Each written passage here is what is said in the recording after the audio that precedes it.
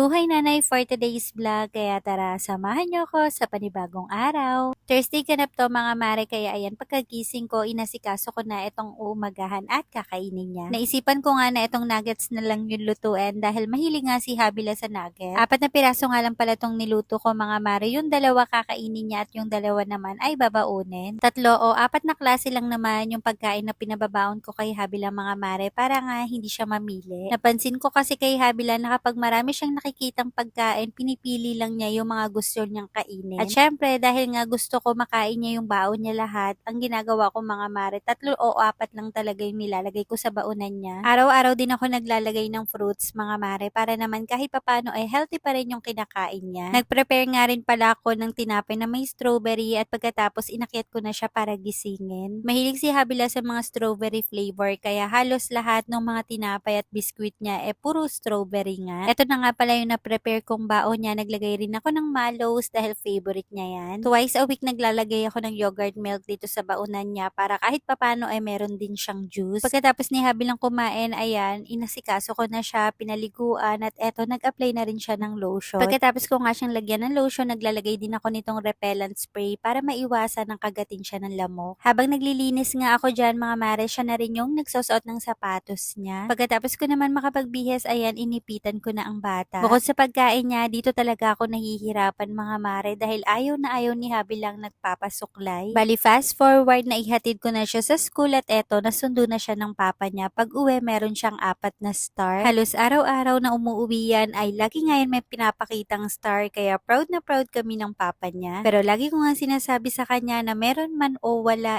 proud pa rin kami sa kanya basta galingan niya lang sa lahat ng gagawin niya. Super happy niya rin mga mare kapag nakakatanggap siya ng star. Siya pa nga yung nagpapabideo minsan. Anyways, bumaba na nga pala ako dahil meron nga akong susubukan at eto nga yung fab ko ng Wise Cleaner. At syempre, meron din tayong DIY dishwashing from Wise Cleaner. Pwede nyo tong pang negosyo or pang personal use mga mare. Bali, eto bumili lang si Papa ng mga lagayan. Bali, 5 liters ng DIY fabric conditioner ng Wise Cleaner yung magagawa. Sobrang na-enjoy ko yung paggawa ng DIY dishwashing liquid kaya sobrang excited din ako dito sa Favcon. Super easy lang naman itong gamitin mga mare. Maglalagay ka lang ng 4 liters ng water. And then eto ihahalo mo na itong concentrated na fabric conditioner. Hahaluin mo lang yan ng 3 minutes mga mare para talagang matunaw. And after mahalo ng 3 minutes, ire-rest mo yan ng 3 days. Pero ako, isa-isa ko nang nilagay dito sa mga lagayan pero gagamitin ko to mga mare after ng 3 days. Sobrang excited na nga akong gamitin to sa mga damit namin ni Papa. Ngayon pa lang kasi mga mare, napakabango na, what more pa kaya kapag ginamit na. Almost 2 years na rin kasi kaming hindi gumagamit ng Fabcon simula nga nung nagkaroon ng allergy rhinitis si Habila. Kaya sobrang na-excite talaga ako dito mga mare kapag naglaban na. Habang busy nga ako sa paggawa ng DIY Fabcon, si Papa na yung nagluto ng aming pananghalian. Nagprito nga lang siya nitong tilapia. Ako, napakasarap nga nito tapos isasawsaw sa kamatis na may bagoong at sili.